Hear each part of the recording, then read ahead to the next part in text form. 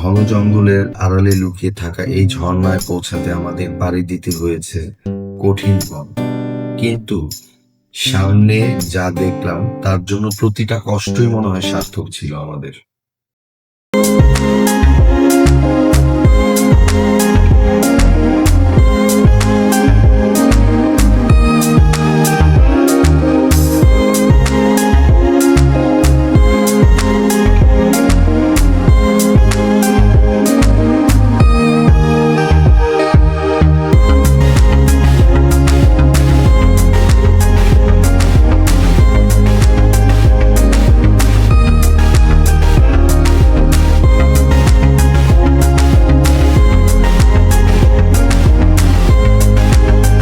ওই বেটা ক্যামেরা বন্ধ কর।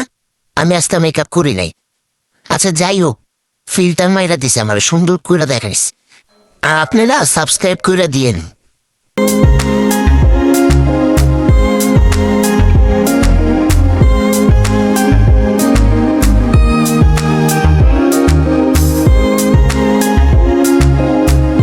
ফাইনালি আমি এসে গেছি বাংলাদেশের অন্যতম জনপ্রিয় পর্যটন গন্তব্য মাধবকুণ্ড ইকো পার্ক।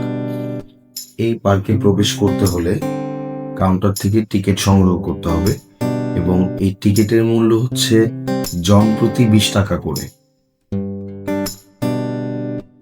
চলুন এখন ভিতরে প্রবেশ করি এবং ঘুরে দেখি প্রকৃতির অপরূপ সৌন্দর্য। মাধবকুণ্ড ইকো পার্কে প্রবেশের পর আমার উদ্দেশ্য হচ্ছে শুধুই ঝর্ণা নয়, ঝর্ণার পাশাপাশি আপনাদেরকে প্রকৃতির অপরূপ সৌন্দর্য তুলে ধরার চেষ্টা করব। এই একটা পথ আছে, এই পথ দিয়ে যাওয়া যাবে। আশা করি ওই পথের চাইতে সহজ হবে এই পথ, জানি না, আল্লাহ ভালো জানে।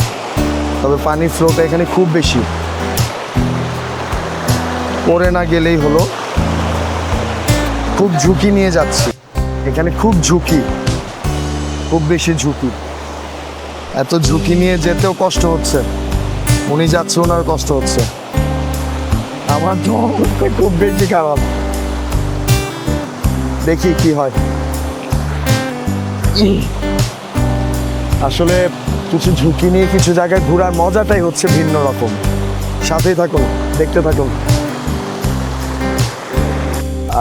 ফাইনালি আলহামদুলিল্লাহ, ফাইনালি এই বিপদগামী একটা পথ পার করে আসলাম।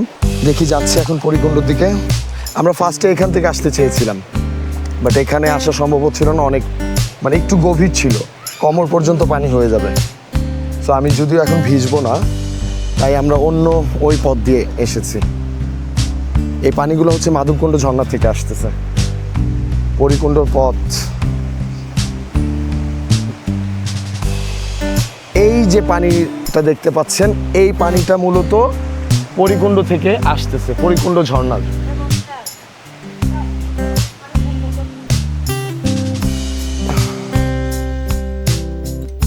আরেকটা জরুরি বিষয়, নিরাপত্তা জনিত কারণে এই এলাকায় প্রবেশের বিধিনিষেধ রয়েছে, তাই অবশ্যই ভ্রমণের আগে প্রয়োজনীয় তথ্য জেনে তারপর আসবেন।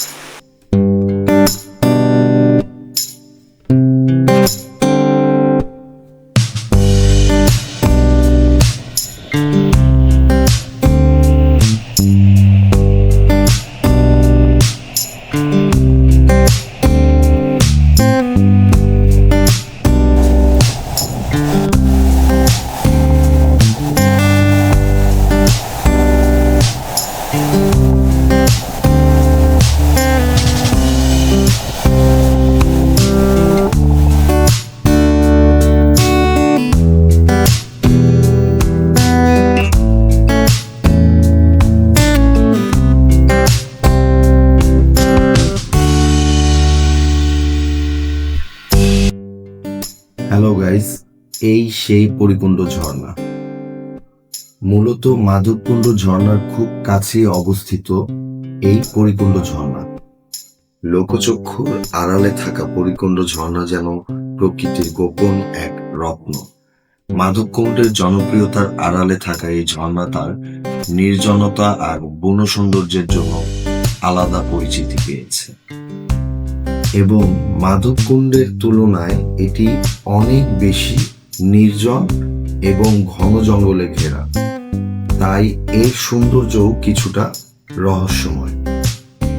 পরিকুণ্ড নামটা কেন হয়েছে এ নিয়ে নির্ভরযোগ্য কোনো তথ্য পাওয়া যায়নি, তবে আমি যে গাইডকে নিয়ে এসেছি তার মুখে শুনেছি আমি এখানে নাকি পরীরা গোসল করতো, সেই থেকেই এই নামকরণ করা হয়েছে পরিকুণ্ড।